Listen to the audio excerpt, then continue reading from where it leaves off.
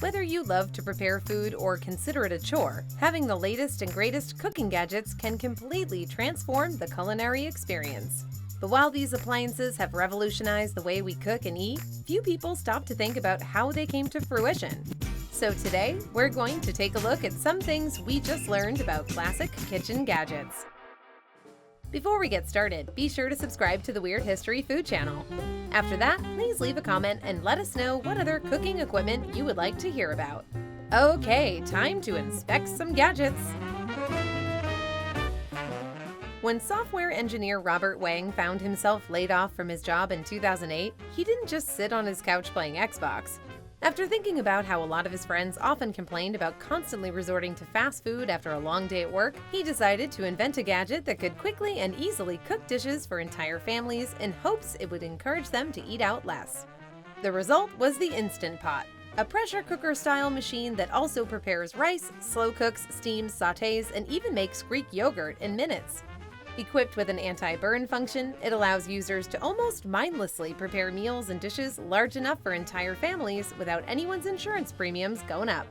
Versions of the appliance continually hit Amazon's top sales charts in multiple categories, and a Facebook group of Instant Pot lovers boasted more than 750,000 members. But the wave of triumph ended in mid-2023 when the company filed for Chapter 11 bankruptcy. That doesn't mean it's going out of business, but they also advise users to stock up on spare parts.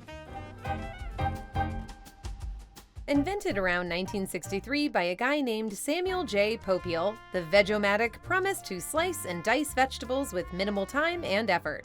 It was one of the first appliances to ever be marketed on television, and in stores it would sport a red and white label that said, "As seen on TV." You know, the one that usually denotes which products you shouldn't buy. The Veg-O-Matic's compelling ads had consumers rushing to get their hands on one, but unfortunately, the real gadget didn't work quite as well as it did on TV.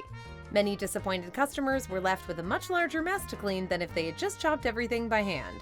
Still, the innovative concept received massive attention and became such a staple of American culture that today, a Veg-O-Matic lives in the Smithsonian National Museum of American History. If the Veg-O-Matic gets a spot, Laserdisc better get one too.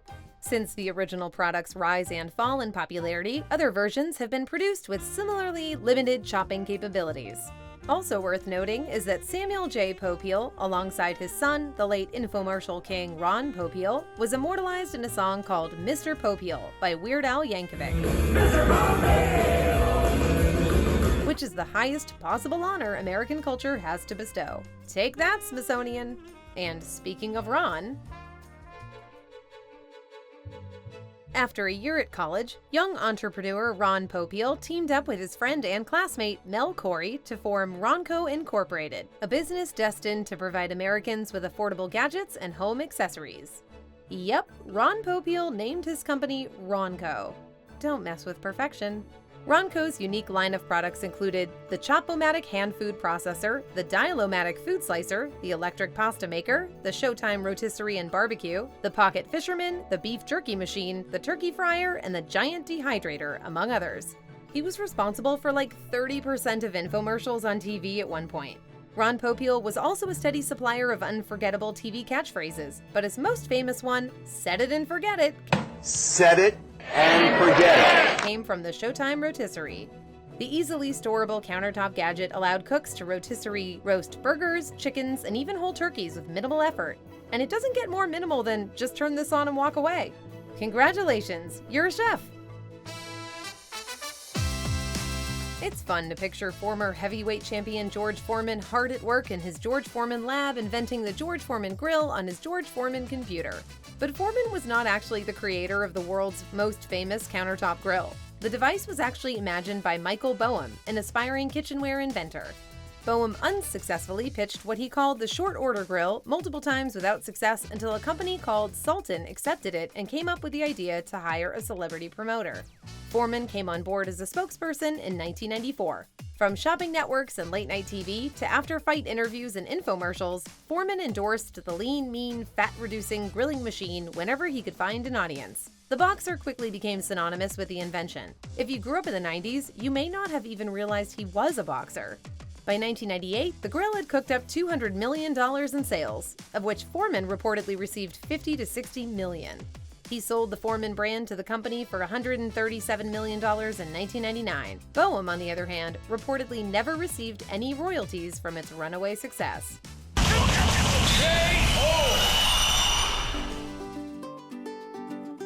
Air fryers feel like a relatively new invention thanks to the recent fad of everyone's parents buying them one as a gift. But the truth is, they've actually been around for more than a century. Technical World magazine boasted of the invention back in 1904, writing, "An electric air pressure cooker, which retains the most valuable food flavors and greatly lessens the shrinkage of meats in cooking, has been recently perfected." But the idea was suddenly dropped, and the invention wasn't patented until 1945 by a guy named William L. Maxson. Maxson began marketing the idea of serving reheated frozen dishes to airplane passengers using something called the Maxson Whirlwind Oven. This oven used motor-heated, evenly circulated air to revive frozen meals into fresh, hot dishes. But Maxson passed away just a few years later, and his invention fell in popularity to the microwave oven. Don't feel bad, big guy. That's like losing to Hulk Hogan in the 80s. The idea didn't resurface until the mid-2000s when Fred van der Weege invented the egg-shaped version most commonly recognized today. Ginsu knives began in the 1970s when business partners Barry Beecher and Edward Valenti stumbled upon the Scott Fetzer Company in Fremont, Ohio. The company was responsible for manufacturing a serrated knife at an extremely low cost and could quickly produce a high volume of sellable product. Beecher and Valenti knew they'd found a potential gold mine because people love knives. They were the perfect gift. The only problem was there wasn't anything special about the knives themselves. Valenti and Beecher started by giving them a flashy name, Ginsu. Ginsu doesn't actually mean anything, it's just a word they made up to make the knives sound luxurious and vaguely Japanese. To sell their new product, the pair created some unforgettable infomercials, famously slicing everything from tin cans and tree branches to frozen vegetable packages and fresh mushrooms to display the knife's apparent indestructibility. And a narrator introduced each demonstration with the now famous catchphrase, "But wait, there's more!" But wait, there's more. The infomercials paid off, and the duo sold more than $30 million worth of Ginsu knives between 1978 and 1985. Plant worker Charles Strite was determined to invent a new way to toast bread. Back in the teens, the only way to toast your bread was to do it manually, one side at a time. That sucks. To remedy the issue, Strite developed an automatic pop-up toaster, which evenly toasted both sides of a bread slice on a timer that would turn the machine off before it burned. And the gadget ejected the toast automatically, so you wouldn't have to burn the hell out of your fingers trying to claw it out of there. Strite called his invention the Toastmaster and introduced it to restaurants in 1919. By 1926, it had successfully made its way into homes, and today you'd be hard-pressed to find a kitchen without one. As for Strite, he never felt the need to invent anything else. He kind of nailed it right out of the gate. Hobart Manufacturing Company engineer Herbert Johnson realized how hard it was to mix dough and could no longer bear the thought of a generation of bakers developing the dreaded Popeye arms affliction. So he created a motorized mixer to provide most of the elbow grease. Once a prototype was developed, Hobart executives had the opportunity to bring the newly invented gadgets home for their wives to test. The reviews were positive, with one executive's wife stating, "I don't care what you call it, but it's the best KitchenAid I've ever used." A team of lawyers then presumably sprang out of the mixer and made her sign a contract saying they'd come up with the name. The first KitchenAid home mixer hit store shelves in 1919. It weighed 65 pounds and cost $189, which is roughly $3,500 in today's money. Hey, it was about to be the Great Depression. Let them splurge. Despite the weight and the price, the mixer was such a success that the company renamed itself KitchenAid Manufacturing Company in 1924.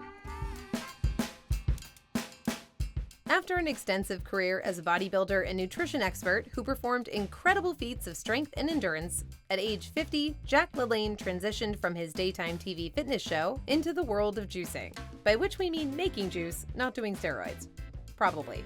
In fact, unlike other competitive athletes at the time who maintained their physiques with steroids, LaLanne was famous for going the natural route with some pretty complex and heavily loaded juice recipes.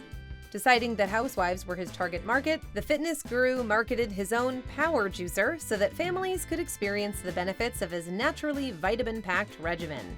LaLanne started showing up on infomercials, spouting the catchphrase, "That's the power of juice." Wait, I thought that was Mark McGuire's catchphrase. That's in the past, son. The past is the past. Lane passed away in 2011 at age 96, so maybe there was something to drinking all that juice. Back in the day, if you wanted a cup of coffee at home, you had to brew an entire pot. Nobody wants to do all that work for coffee. That's a bad trade. So, former college roommates John Sylvan and Peter Dragoni embarked on the adventure of inventing the Keurig coffee maker in the 1990s. What they didn't realize was that by setting out to invent the world's first single-cup coffee maker, they would have to do a lot of testing, which would mean drinking a whole lot of coffee. One day during prototype tests, Sylvan started feeling ill, developed a throbbing headache, and experienced tunnel vision. He was taken to a hospital, and when doctors asked him how much coffee he'd had, he told them he was downing 30 to 40 cups a day. He must have spent half their research time in the bathroom. He was diagnosed with caffeine poisoning and, we presume, prescribed an IV of cigarettes. When Magic Bullet first went on the market in the early 2000s, infomercials raved about its wide variety of uses. From chopping onions and mixing muffin batter to blending fruits and veggies to create the perfect healthy smoothie, the Magic Bullet could do it all. Even pick your kids up from school, maybe. As Magic Bullet became a success, it introduced different models, including the larger NutriBullet. In 2016, Forbes noted that one NutriBullet was sold every 30 seconds. Man, who's chopping all those onions? But the good press wouldn't last forever. A lawsuit filed in 2018 claimed that NutriBullets had a tendency to explode without warning, like actual ordnance. As lawsuits continued to be filed throughout the country, Capital Brands, the company responsible for producing the blender, continued to deny there was any defect, which sort of implies they're supposed to blow up. The NutriBullet is still in the market, so you could find out for yourself, but we don't recommend it. So what do you think? Which gadget fact surprised you the most? Let us know in the comments below, and while you're at it, check out some of these other weird history food videos.